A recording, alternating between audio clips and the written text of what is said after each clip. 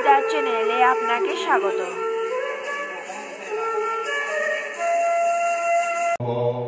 নমো ধর্মায় মহতে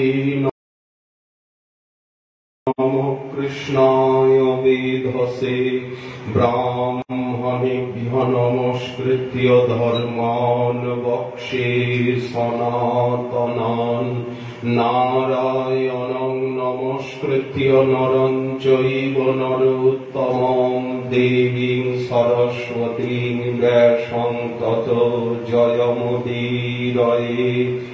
জয় রূপ সনাতন ভট্ট রঘুনাথ শ্রীজীব গোপাল ভট্ট দাস রঘুনাথ।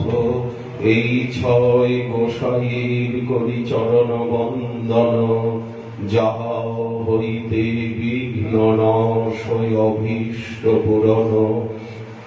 দুর্গমে পথিমেন্ধস্য স্থলপাদগতির্মোহ সকৃপা জ্যোষ্ঠিদানেন সন্ত সন্ত্যবলম্বনম।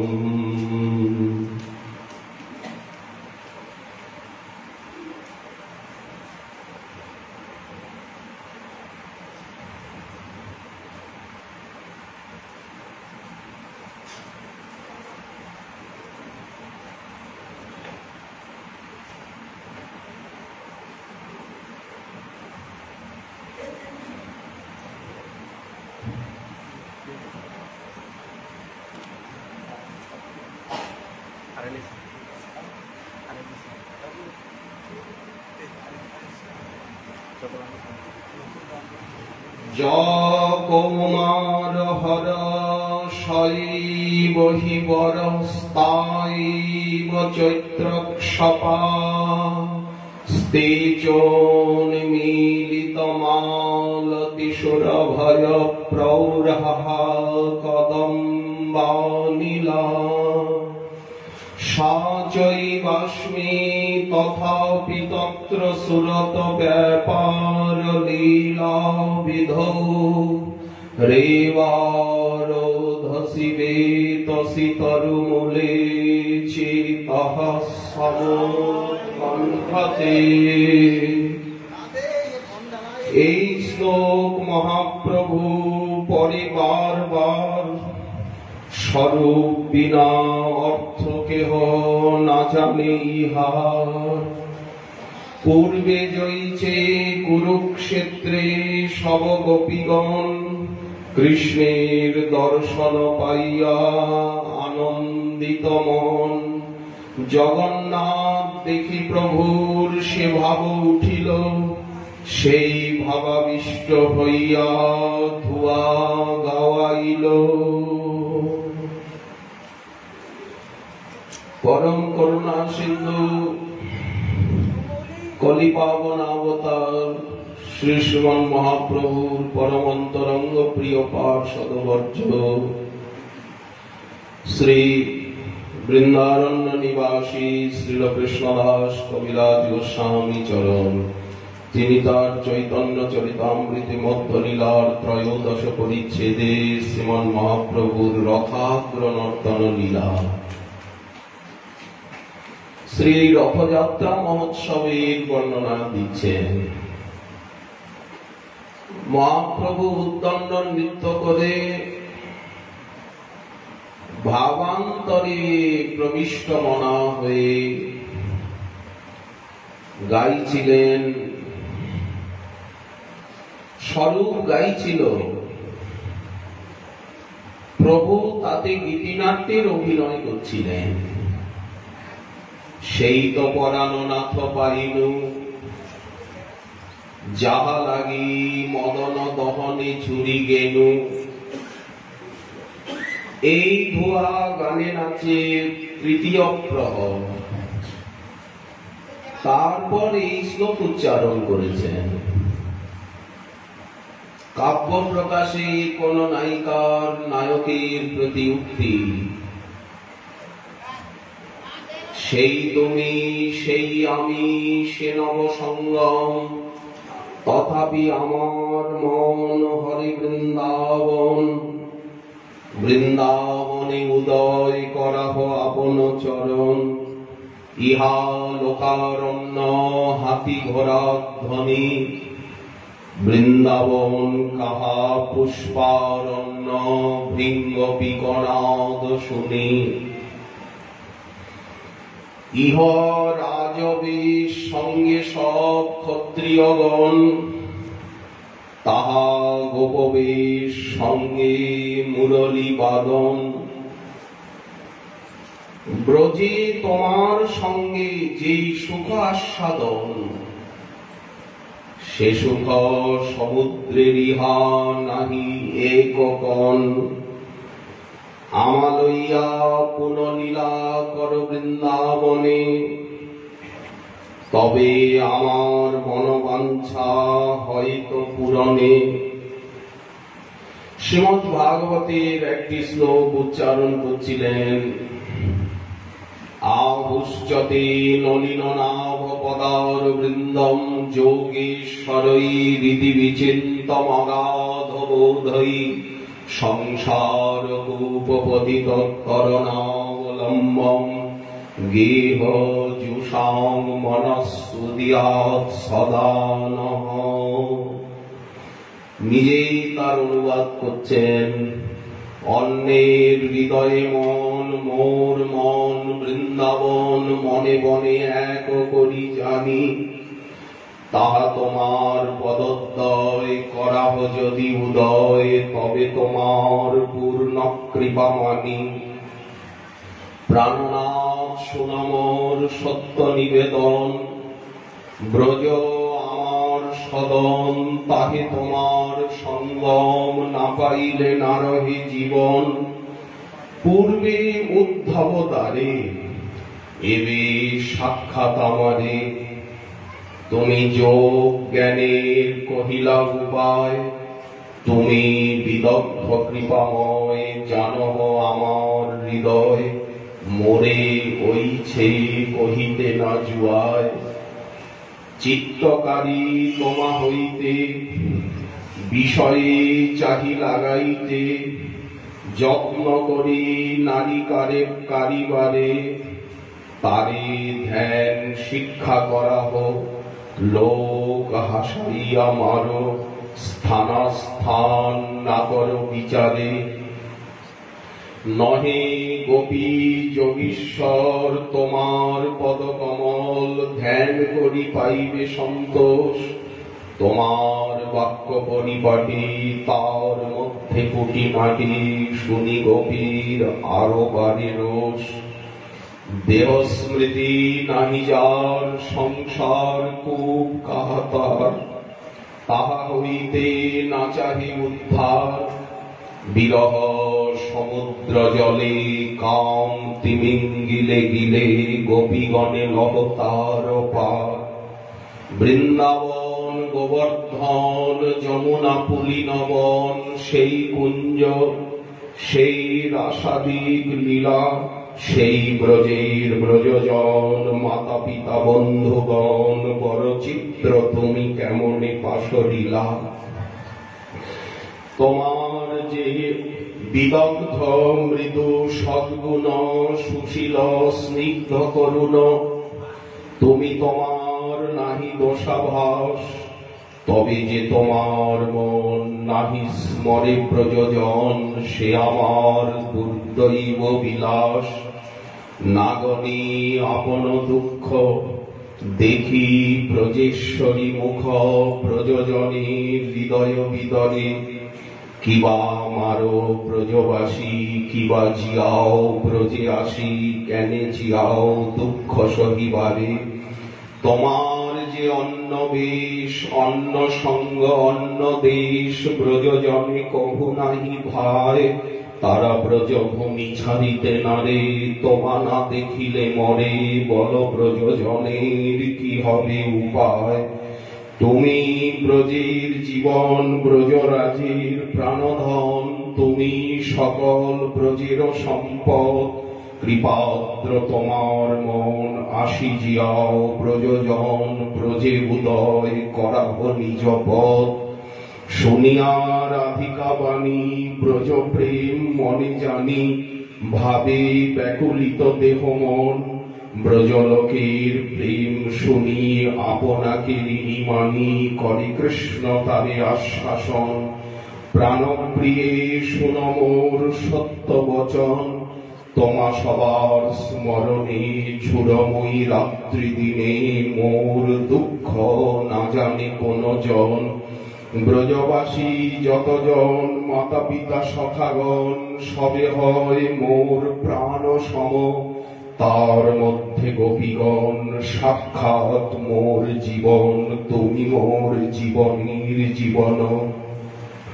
তোমা সবার প্রেম রসে আমাকে করিল বসে, আমি তোমার অধীন কেবল, তোমা সভা ছাড়াইয়া আমার দূর দেশ লইয়া, রাখিয়াছি দুর্দৈব প্রবল। প্রিয়া প্রিয় সঙ্গহীনা, প্রিয় প্রিয়া সঙ্গ বিনা, নাহি জিয়ে এ সত্য বচন। শ্রীমান মহাপ্রভু প্রলাপ পদবর্ণনের মধ্যে দিয়ে ভাগবতের এই যে শ্লোক, আহুশ্চতে নলিননাভ পদার বৃন্দম, এবং কাব্য প্রকাশের ওই যে জগৌমার হর, এই শ্লোকের আস্বাদনী নিজেই ব্যক্ত করছে। এইভাবে রথ চলতে চলতে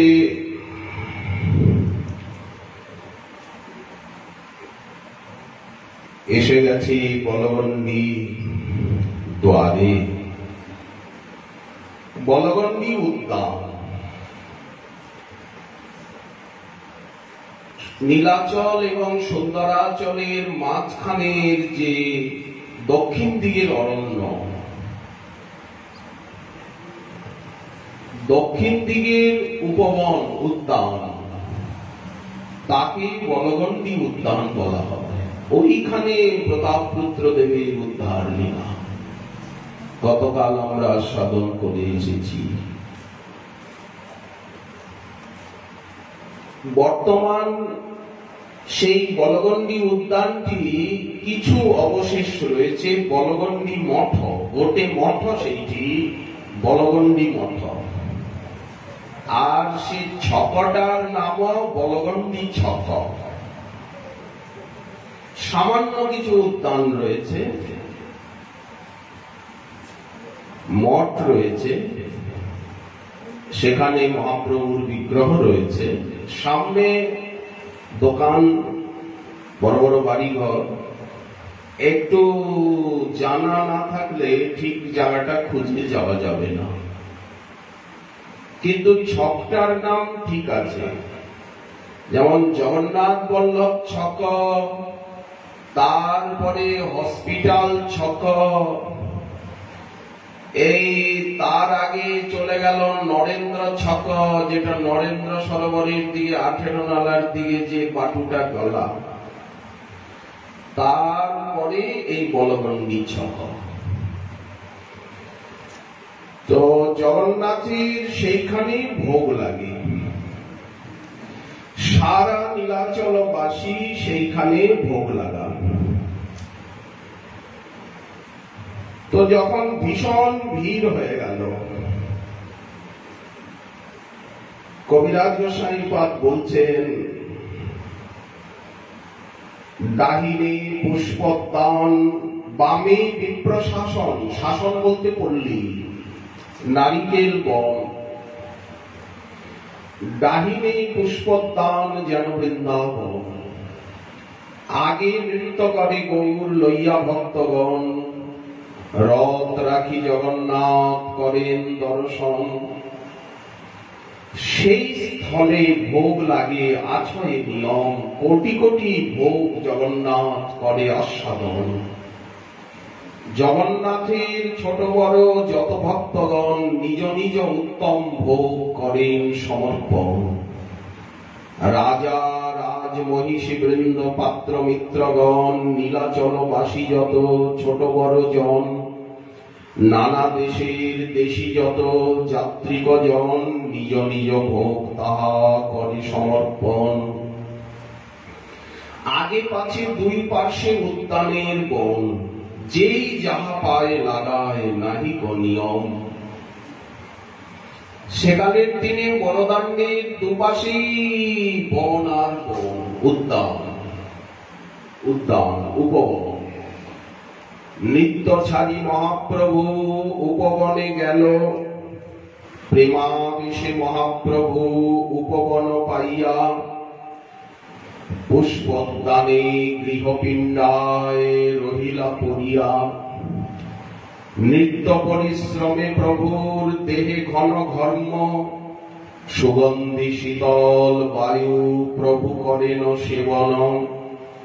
যত ভক্ত কীর্তনিয়া আসিয়া আরাম, প্রতি বৃক্ষ তলে সবে করেন বিশ্রাম।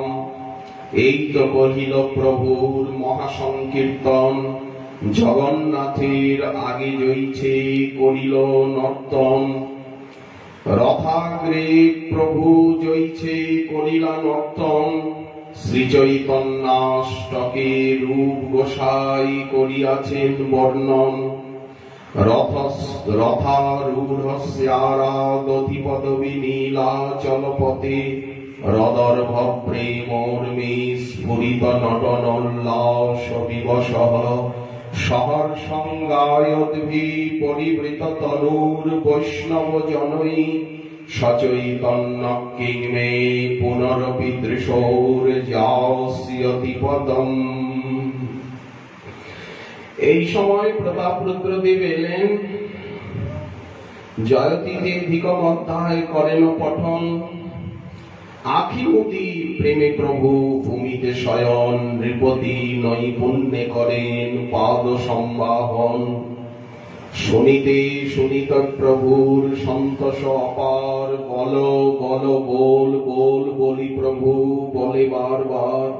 তব কথামৃতম শ্লোক রাজা যে করিল, উঠি প্রেমাবেশে প্রভু আলিঙ্গন কইল। তুমি মোরে দিলে বহু অমূল্য রতন, মোর কিছু দিতে নাহি দিনু আলিঙ্গন। এত বলি সেই শ্লোক পরে বারবার, দুই জনার অঙ্গে কম্প নেত্রে জলধার। ভুরিদা ভুরিদা বলি করে আলিঙ্গন, ইহা নাহি জানে ইহ হয় কোনজন। পূর্ব সেবা দেখি তারে কৃপা উপজিল, অনুসন্ধান বিনা কৃপা প্রসাদ করিল। এই দেখো চৈতন্যের কৃপা মহাবল, তার অনুসন্ধান বিনা করায় সফল। প্রভু বলে কে তুমি করিলা মোর হিত, আচম্বিতে আসি পিয়াও কৃষ্ণ লীলামৃত। রাজা কহে আমি তোমার দাসের অনুদাস, ভৃত্যের ভৃত্য কর মোরে এই মোর আশ।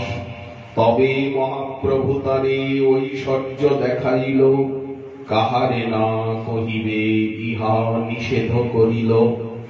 রাজা হেন জ্ঞান প্রভু না কইল প্রকাশ, অন্তরে সকল জানেন বাহিরে উদাস। প্রতাপ রুদ্রের ভাগ্য দেখি ভক্তগণে, রাজারে প্রশংসে সবে আনন্দিত মনে। দণ্ডবত করি রাজা বাহিরে চলিলা, জোর হস্ত করি সব ভক্তের বন্দিলা।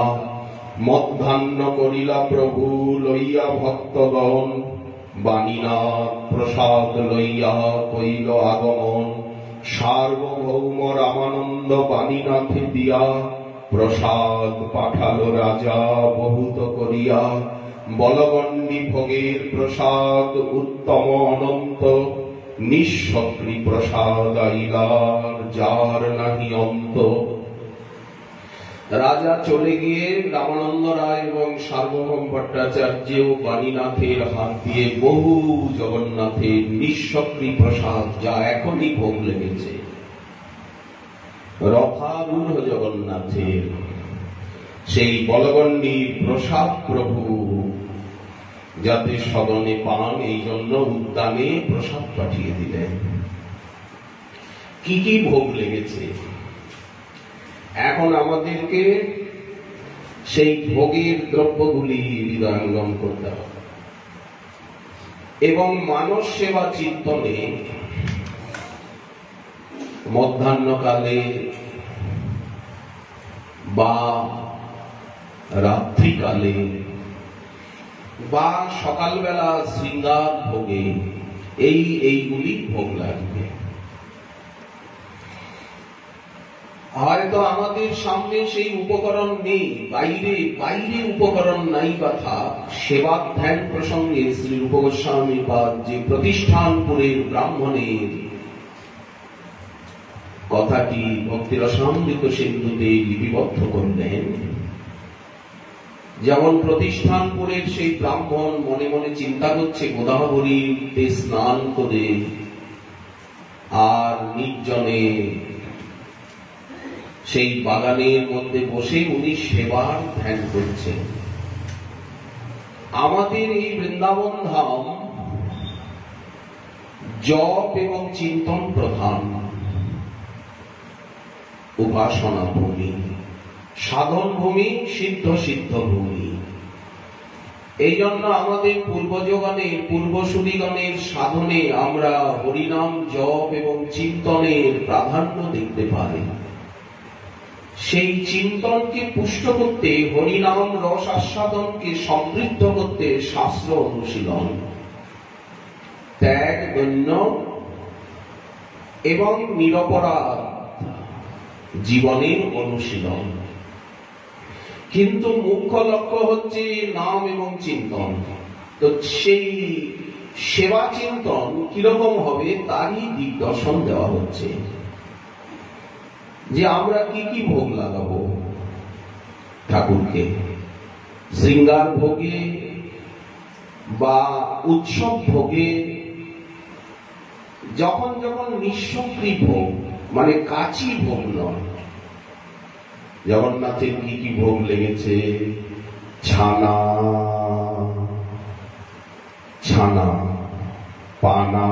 পানা বলতে শরবত, কত রকম শরবত।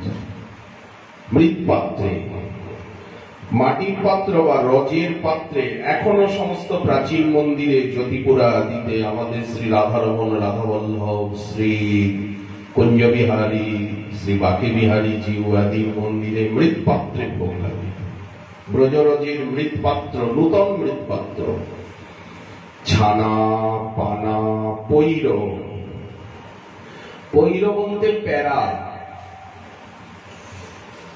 আর আম্র, নারিকেল, কাঁঠাল, আম, নারকেলের শাঁস, নারকেলের লাডু, তারপরে নারকেলের ঝুড়ি, নারকেলের বিভিন্ন উপকরণ, কাঁঠালের রস, আমের রস, নানাবিধ কদলী, নারকেল যেমন অনেক প্রকার নারকেল রয়েছে। একটা কি বলা হয়, সবুজ নারকেল, একটা আছে সোনালী নারকেল, দুরকম ডাব রয়েছে। ডাব, অনেক ডাব ভোগ লেগেছে। অনেক প্রকার কলা, বহুবিধ কলা রয়েছে। আর বীজ তাল, তালের শ্বাস ভোগ লেগেছে। নারঙ্গ, ছোলঙ্গ, এগুলি সব লেবু। নারঙ্গ, ছোলঙ্গ, টাবা, কমলা, বীজপুর। আচ্ছা, যেমন তালের শ্বাস ভোগ লেগেছে, তেমনি তালের যে বীজগুলো, সেগুলোকে যদি এমনি রাখা হয় তাহলে ওর থেকে গজায়, তারপরে ওগুলিকে আমানি করে ওর ভিতরে আবার একটা শ্বাস পাওয়া যায়। কত রকম লেবু, মৌসম্বি লেবু, কমলা লেবু, বাতাবি লেবু, জম্বিরা, কত রকম লেবু। বাদাম, কত রকম বাদাম রয়েছে। কাঠ বাদাম, কাজু বাদাম, পেস্তা বাদাম, বিভিন্ন প্রকার বাদাম, বাদামের লাড্ডু রয়েছে। ছোহারা, ছোহারা বলতে শুকনো যে খেজুর। দ্রাক্ষা, দ্রাক্ষা বলতে আঙুর, লাল আঙুর, সবুজ আঙুর, সোনালী আঙুর। পিণ্ড খজ্জুর, যে খেজুরটা পিণ্ডাকৃতি তাকে পিণ্ড খজ্জুর বলা হয়। আর যেটা আরবিয়ান বড় বড় খেজুর, কয়েক রকম খেজুর রয়েছে। আবার এই ভারতে ইতস্তত যে সমস্ত গাছে খেজুরগুলি হয়, 4-5 রকমের খেজুর রয়েছে। মনোহরা লাড্ডু আদি শতেক প্রকার, কত রকম যে লাড্ডু, ক্ষীরের লাড্ডু, তারপরে নানা রকম। এই অন্নকূটের ভোগে এক গ্রন্থে এই যে নামগুলো রাধা মাধবের যে ভোগ লাগছে, জগন্নাথের বা মহাপ্রভুর যে ভোগ লাগছে, এক গ্রন্থে সব পাওয়া যায় না। যারা সেবা চিন্তন করেন, লীলা চিন্তন করেন, তারা সেইভাবে বিভিন্ন গ্রন্থের থেকে আর বের করে তালিকা করে কণ্ঠস্থ করে আর সেইগুলি চিন্তা করেন যে রোজ এগুলি ভোগ লাগানো হবে ঠাকুরকে। মনোহরা লাড্ডু আদি শতেক প্রকার। এত বড় বড় নারকেলের লাড্ডু হয়, তিলের লাড্ডু, তারপরে খোয়া দিয়ে তিল দিয়ে লাড্ডু, তিলের খাজা, তারপরে বাদামের নানা প্রকার, অমৃত গুটিকা আদি, লবঙ্গ লতিকা, অমৃত গুটিকা, চন্দ্রকলা, আমৃতি, ক্ষীরসা, ক্ষীরের তৈরি, যেমন কালাকাদ আছে, বিভিন্ন প্রকার সন্দেশ রয়েছে, ক্ষীরের সন্দেশ, ছানার সন্দেশ, বিভিন্ন আকার, অমৃতমন্ডা, সরবতী, তারপরে কুমড়া, এই যে চাল কুমড়োর, চাল কুমড়ার যেটা এখানে পেঠা বলা হয়, আমের মোরব্বা, চাল কুমড়ার মোরব্বা, কত রকম জেলি, আচার, স্বরামৃত, দুধের স্বর ভাজ করে লাবৃত আছে, ক্ষীর রয়েছে, ক্ষীরসা রয়েছে, লাবড়ি রয়েছে, সরপুরিয়া রয়েছে, রসকদম রয়েছে, রসমালাই রয়েছে, সর ভাজা, সরপুরি, যেমন সীতাভোগ রয়েছে, মিহিদানা লাড্ডু রয়েছে, মতিচুর লাড্ডু রয়েছে, বুদিয়াল লাড্ডু রয়েছে, হরিবল্লভ, সেউতি, কর্পূর, মালতী। এই ঝুলনের সময় ঠাকুরের যে ঝুলনে ভোগ লাগে, গ্রন্থে যে যেরকম নাম আছে সেইগুলো লিপিবদ্ধ করে তারপরে সেইগুলি প্রস্তুত করে সেইগুলি ভোগ লাগে। ঝুলনে ঝুললেন, ঝোলার পরে তো সারাদিন কি ঝুলতে থাকবেন নাকি?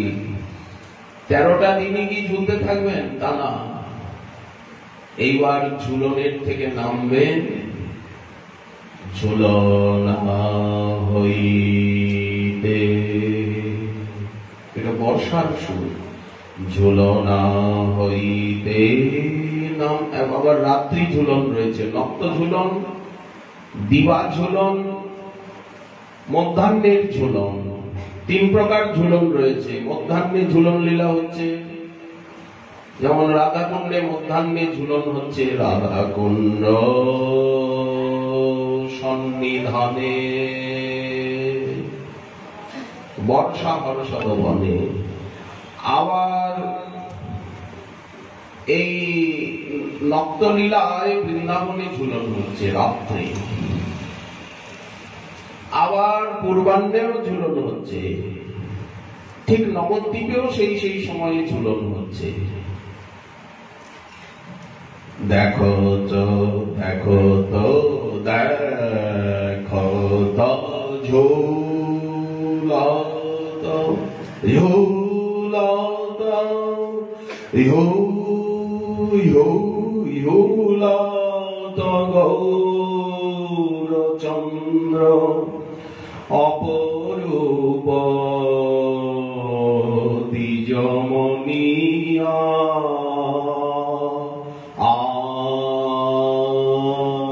দেখো তো ঝুই ঝুই ঝুলত গৌরচন্দ্র অপরূপ দ্বিজমনিয়া।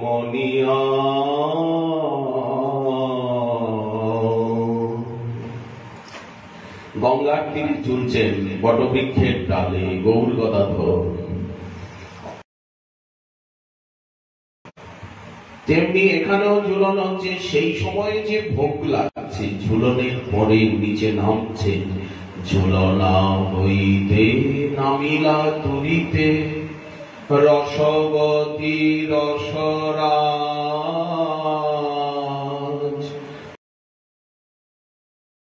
রতনয়াসনে বসিলা দুজনে। রতনয়াসনে বসিলা দুজনে অমনি মন্দির মাঝ। ঝুলনা হইতে নামিলা তুলিতে, দুজনকে নামাতে হবে তো ধরে। রসবতী রসরাজ রতনয়াসনে বসিলা দুজনে অমনি মন্দির সুচামরলে বিজন বিজয়ী সেবা পরা যত সখী। পাখা করছেন সকলে, ঘেমে গেছেন, চামর গাজন করছেন। এইবার জুই চামেলির জলে গোলাপ জলে মুখ ধুয়ে দিচ্ছেন কোন সখী, হস্ত প্রক্ষালন করে দিচ্ছেন, সাদা পাতলা টাওয়ালে কাপড়ে হাত মুখ মুছিয়ে দিচ্ছেন। এইবার ভোগের আসনে নিয়ে বসাচ্ছেন। সেখানে যে বিভিন্ন প্রকার ভোগ লাগছে, নানা রকম ফল আচার, ওইগুলি যারা সেবানিষ্ঠ তারা গ্রন্থ দেখে দেখে বানায়, তৈরি করে। গ্রন্থে যা যা লেখা আছে, পদ যেরকম যেরকম বলবে সেরকম সেরকম সেবা হবে। যেমন পদে আসছে সুচামরলে বিজন বিজয়ী সেবা পরা যত সখী। এইবার ভোগ লাগবে, ভোগে যা যা যা যা ফল, যা যা আচার, যা যা মিষ্টি সব ভোগ লাগবে। আর পদেও সেটা দান হবে। নবদ্বীপেও ভোগ লাগছে, একই সঙ্গে দুই লীলা। খালি ওখানে পুরুষ স্বরূপে লীলা হচ্ছে ভক্ত ভাবে প্রেম ভাবে, আর এখানে ওই সকলে ওই রাধা কিঙ্করী রূপে লীলা হচ্ছে। শুধু দৃশ্য বদলে যাচ্ছে, কাপড় চোপড় বদলে যাচ্ছে, পরিবেশ এক, শুধু দৃশ্য বদলে যাচ্ছে। ওখানে গৌর গদাধর, আমাদের নিতাই গৌর সীতানাথ, আর এখানে রাধা মাধব সসখী সমন্বয়ী। এগুলি জানার বা ধ্যানের মুখস্থ করার বিশেষ প্রয়োজন আছে, তা নাহলে সেবা চিন্তন হয় না। হরিবল্লভ সেউতি কর্পূর মালতী ডালি মরিচ লাড্ডু, এই ডাল দিয়ে কত রকম লাড্ডু হবে। মুগ ডাল ভেজে গুঁড়ো করে তার লাড্ডু, ডালের কত রকম। আজকাল এগুলি লুপ্ত হয়ে গেছে। প্রাচীনকালের যারা, তারা অনেক কিছু বিদ্যা জানতেন। এই যে রন্ধন বিদ্যা, এই যে নানা রকম যে শৃঙ্গার কলা, ঠাকুরের শৃঙ্গার, কত রকম যে শৃঙ্গার হবে। যারা এখন বৃদ্ধ রয়েছেন, প্রাচীন গোস্বামী স্বরূপ রয়েছেন বা প্রাচীন পূজারী স্বরূপ রয়েছেন, প্রাচীন বৈষ্ণব যারা রয়েছেন, তাদের অনুভব রয়েছে। কারণ তারা সেগুলি করেছেন, স্বহস্তে দর্শন করেছেন। তো সেই কিছু জানতে শিখতে গেলে সেবার পরিপাটি তাদের কাছে, প্রাচীন গোস্বামী স্বরূপ, প্রাচীন পূজারী স্বরূপ তাদের কাছের থেকেই জানা যাবে, প্রাচীন কীর্তনিয়া স্বরূপ তাদের কাছের থেকে কোথায় এই ভোগের তালিকায় কোন পদে কোন গ্রন্থে কি কি বিশদ রয়েছে, আবার বাংলায় রয়েছে, সংস্কৃতে রয়েছে, ব্রজপুরীতে রয়েছে, 3 ভাষায় সমস্ত পদগুলি ছড়ানো ছেটানো। আচ্ছা, নবাত অমৃতি, যেমন দইয়ের শরবত রয়েছে, শিখরিণী আদি অমৃতি রয়েছে, যেমন বর্তমানে এই ঝুলনের মিষ্টি, যেটা ঝুলনের ফেনি, বাজারে উঠে গেছে এখন ফেনি, আর কি বলে ঘেভর, ঘেভর ফেনি, এটা আবার শুকনো আছে, ভেজাও আছে।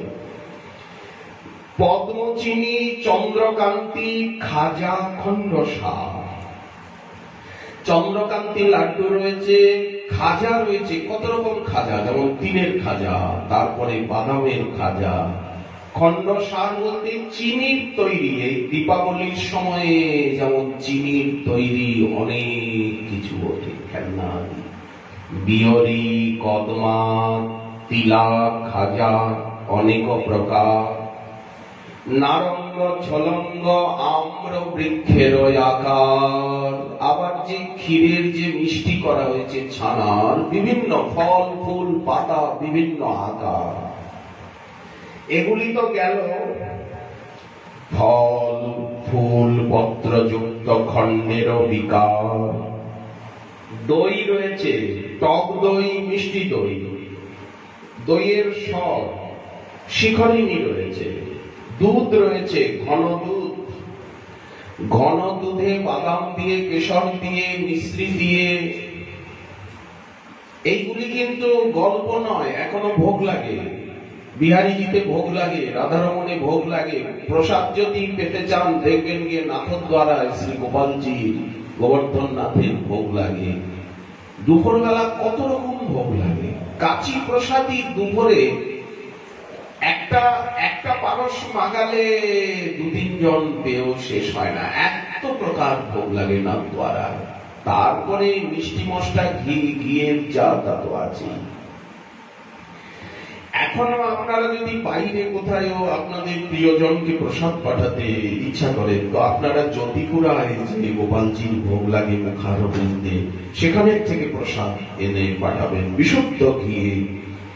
এবং মাধবেন্দ্র পুরীপাতির শিষ্য বংশীয় ব্রাহ্মণগণ, আনরের বিপ্রগণ আজও অপরশী নীরবে পবিত্রতায় প্রস্তুত করে আর গোপালজি ভোগ লাগান মুখারবিন্দে। বড় বড় প্রসাদের ডালি, মনোরম সামগ্রী বলা হয়, বিশুদ্ধ প্রসাদ প্রাচীন পদ্ধতিতে প্রস্তুত। দধি, দুগ্ধ, ননি, ননি বলতে মাখন, তক্র, তক্র বলতে মাঠা, রসালা। এইবার মাঠার ভিতরে আবার কি হয়, মাঠার ভিতরে কি বলা হলো, আবার জিরার ছোপ দিয়ে দিয়ে কি করা হলো, ওটা রায়তা, এই মনে পড়েছে, রায়তা, রসালা, আবার ওটা মিষ্ট করলে হয়ে গেল রসালা। আচ্ছা, আরেকটা সেবার এই যে দুধের বাদাম বেটে শরবত হয়, দুধেরও সুন্দর শরবত হয়। আর শিখরিণী, শিখরিণী বলতে লস্যি, তবে তার ভিতরে আরো কিছু দেওয়া রয়েছে। শিখরিণী বলতে লস্যি। আর কি রয়েছে, সলবন মুগ্ধাঙ্কুর। আজকাল কি বলছে চিকিৎসকরা, অঙ্কুরিত আনাজ, মুগ ডাল ভিজিয়ে, ছোলা ভিজিয়ে অঙ্কুরিত করা, মেথি ভিজিয়ে। আচ্ছা, ওর ভিতরে লেবুর রস আছে, নুন আছে, আর আচ্ছা সামুদ্রিক নুন কিন্তু শাস্ত্রীয় মতে ভোগ লাগে না। প্রাচীন কোন মন্দিরে বা প্রাচীন সেবায় যে সামুদ্রিক, যে সমুদ্রের থেকে যে নুনটা হয়, যেটা টাটা সল্ট আদি বলা হচ্ছে, এগুলি প্রাচীন পদ্ধতিতে ভোগ লাগে। কেন লাগে না? না সমুদ্রের সেই তরঙ্গের ভিতরে অনেক মাছ আদি এসে যাচ্ছে, সামুদ্রিক প্রাণী এসে যাচ্ছে, ফজিল এসে যাচ্ছে যাকে বলা হয়। তো ওই জন্য ঋষিরা ওটাকে ব্রতে কেন সামুদ্রিক লবণ ভোগ লাগে না? ওই জন্য আমাদের রাধারমনাদি মন্দিরে বিহারীজি, রাধাবল্লভ বা নাথদ্বারায়, জগন্নাথে সামুদ্রিক লবণ ভোগ লাগে না, সারা বছরে কখনোই লাগে না। সারা বছর শৈত্যবলুন লবণ, এটা সিন্ধু দেশেই হয়, সিন্ধু নদীর উপত্যকায়, সেখানে এটা মাটির তলায় এই লবণটা হয়। যেমন রাজস্থানে মাটির তলায় পাথর পাওয়া যায়, তেমনি সিন্ধু নদীর কূলে সেই লালচে বিশুদ্ধ যেটা সন্দর লবণ সেটা লালচে হয়। এখন সেটা ইম্পোর্ট, ট্রান্সপোর্ট ইত্যাদি প্রক্রিয়ায় ইন্ডিয়ায় আসা একটু প্রতিবন্ধিত আছে, তথাপি আসে। বিশুদ্ধ লবণ যেটা, সেটা আপনার অমৃতসর হয়ে, বাগা বর্ডার হয়ে বা ট্রান্সপোর্ট ইম্পোর্ট এর ভিতরে, ওটা বর্তমানে ওই দেশি কি বলে ইম্পোর্টার, ট্রান্সপোর্টার। তো এই জন্য বিশুদ্ধ সন্দব লবণ যেটা, সেটা ধীরে ধীরে দুর্লভ হয়ে যাচ্ছে, কারণ ওই অংশটা এখন ভারতের মধ্যে নেই বলে। আচ্ছা, আরেকটা লবণ আছে যেটা কালো নিমক বলা হয়, এটাও কিন্তু মাটির তলায় হয়, এটা খনিজ, এটা প্রাকৃতিক, এগুলি তৈরি করে না। সামুদ্রিক লবণটা তৈরি করতে হয়, কিন্তু সন্দব লবণ এবং যেটা বিট নুন বলা হয় ওটাও শুদ্ধ, ওটাও কিন্তু মাটির তলায় হয়। আপনি দয়া করেন, হয়তো কোনো যুবক সাধুকেই বলছে, দয়া করেন, কৃপা করেন, যেন নির্জলা ব্রত করতে পারি। ব্রতের এইভাবে ওনাদের কথার ভঙ্গি সম্পূর্ণ আলাদা। দয়া করেন, কৃপা করেন, যাতে নির্জলা ব্রত। আচ্ছা, কিন্তু যদি সকালে একবার সাকার, মধ্যাহ্নে একবার সাকার, সন্ধ্যায় বিকেলে একবার সাকার, সকালে আবার রাত্রে একবার সাকার, আবার রাত্রিবেলা দুধ ফল, দুধ কলা চটকে ভালো করে, বা বারবার ঘন ঘন জল পান করা, একটু শরবত নিয়ে একটু ঢুকে ঢুকে, তাহলে কিন্তু ব্রতের ফল ওই পরিমাণে, ব্রতের ফলটা ঠিক ঠিক ওই পরিমাণে কমে যাচ্ছে। আবার রাত্রি জাগরণের কথা যে রয়েছে, যারা শ্রীহরি বা এখানে কীর্তন কোথায়, কোথায় কীর্তন? আমরা তো শিশুকালের থেকে এইসব পদগুলো আমাদের মুখস্থ হয়েছে, এখানে তো কীর্তন শুনি না। ওই ভাড়া করা লোক যা কীর্তন করছে, কোথায় খোল, কোথায় করতাল, এইখানে একজোড়া পড়ে আছে, বলে বাবা করতালে মালা চন্দন দেওয়া হয়, এইভাবে একাশনে খোল করতাল রাখতে নেই, এইখানে পায়ের কাছে করতাল পড়ে রয়েছে। আরে করতাল এইভাবে রাখতে নেই।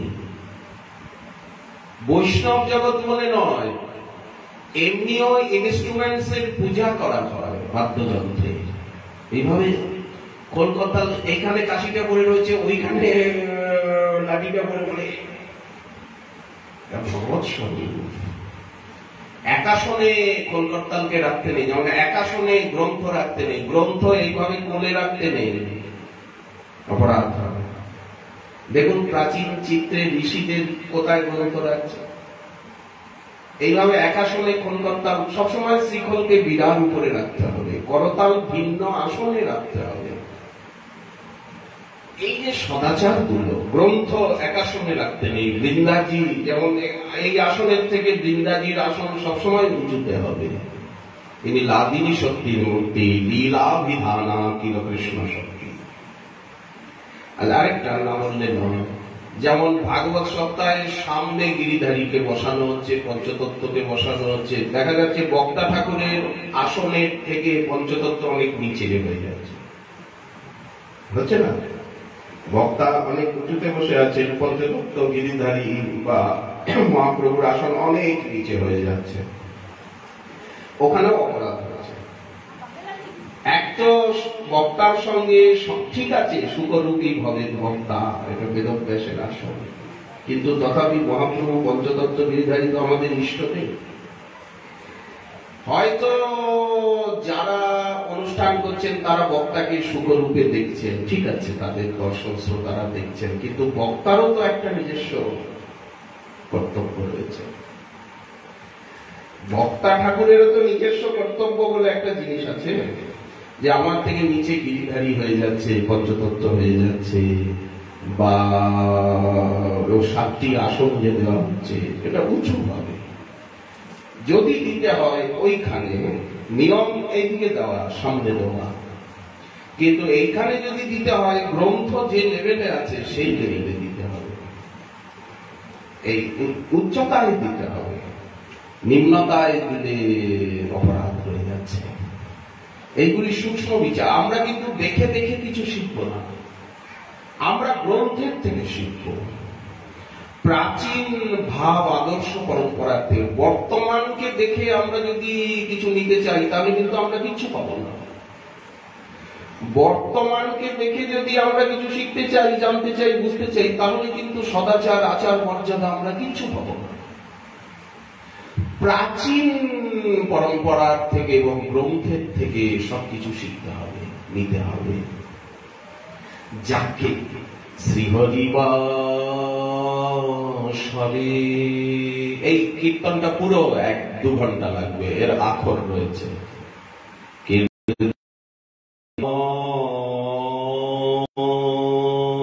বিধান, এই হচ্ছে রাত্রি জাগরণের পথ। নির্জয়, এটা যে হরিবাসরের পথ, ব্যাসাবতার যে লিখছেন এটা কিন্তু হরিবাসর দিনে ব্যাসাবতার লেখেননি। এই পথটা ব্যাসাবতার চৈতন্য ভাগবতে লিখছেন শ্রীবাসীর আলয়ে রোজ রাত্রে যে প্রভু কীর্তন করেছেন 1 বছর। শ্রীবাসীর আলয়ে যে রোজ 1 বছর সারা রাত কীর্তন হচ্ছে, এবং নানা অবতার লীলা প্রকাশ হচ্ছে, সেই প্রসঙ্গের পরে মহাজন সেখানের থেকে এটা হরিবাসরে নিয়েছেন। পুণ্যবন্ত শ্রীবা, এই যে সংকীর্তন রাসোৎসব, এটা কোথায় আরম্ভ হয়েছে? নবদ্বীপে। পুণ্যবন্ত শ্রীবা স্বয়ং গণে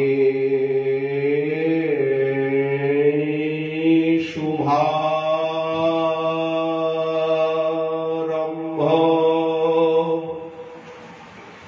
কীর্তনের কথা মনে হলে,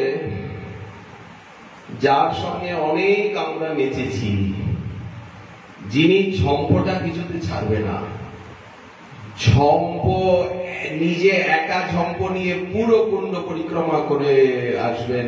অন্যে গাইলে হবে না, অন্যে বাজালে হবে না, আমরা বাচ্চা ছেলে, আমাদেরকে টেনে টেনে নিয়ে উনি ধাক্কা দিয়ে বলে নাচো। এই উনি না বাজালে হবে না, আর কেউ সে যত ওস্তাদ হবে না। কীর্তন নর্তন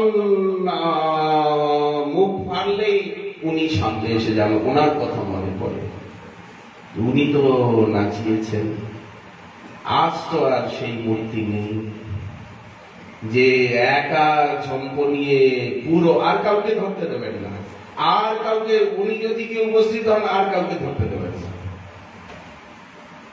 আর কেউ মৃদঙ্গ বাজালে পাবে না। এইসব মুক্তি আর জীবনে পাবো? এ জীবনে তো পাবো না। আজ 35-36 বছরে রাধাকুণ্ডে যে সমস্ত প্রাচীন ভজনময় মূরতি, ত্যাগ দৈন্যময় মূরতি, এই পাপচক্ষুতে, এই গোবর্ধ পশুতুল্য জীবনে, নারকীয় জীবনে যেসব দিব্য প্রাকৃত চিন্ময়, আনন্দময়, ভজনময়, করুণাময়, দয়াময়, প্রেমময় মূর্তিগুলি দর্শনের ভাগ্য এই পাপচক্ষুতে ঘোর কলিকালে ইদানিং হল। মনে তো হয় না এ জন্মে আর এইসব মহাপুরুষ এইখানে আসবেন।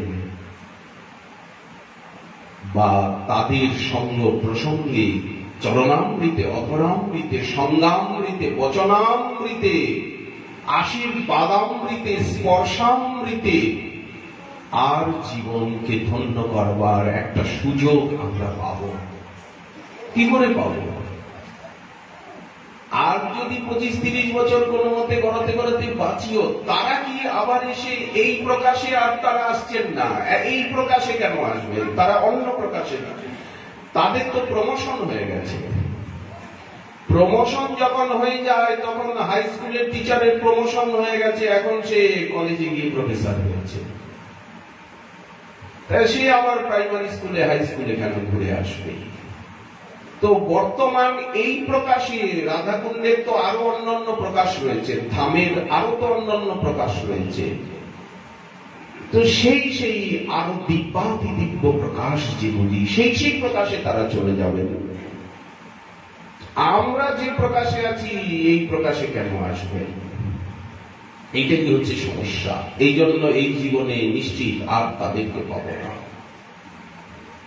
এটাই দুঃখ, ব্যথা, বেদনা নিরন্তর খেদ ওঠে মনে। আচ্ছা, সলবন, মুক্তাঙ্কুর, আদা খানি খানি, লেবু, কুল আদি নানা প্রকার আচার, লিখিতে না পারি প্রসাদ কতেক প্রকার। প্রসাদে পূরিত হইল অর্ধ উপবন, দেখিয়া সন্তোষ হইল মহাপ্রভুর মন। বলগণ্ডী উদ্যান অর্ধেক ভরে গেছে প্রসাদে, এত প্রকার প্রসাদ এসেছে। মহাপ্রভু কিন্তু সেবানিষ্ঠ। সাবধান, আমরা যেন শুষ্ক ত্যাগী না হই। শ্মশান বৈরাগী, মর্কট বৈরাগী, শুষ্ক বৈরাগী, ওই যোগী জ্ঞানী ন্যাসী ধ্যানীর মতো না হই। রামচন্দ্রপুরীর গণ জীবনে কোনদিন না হই।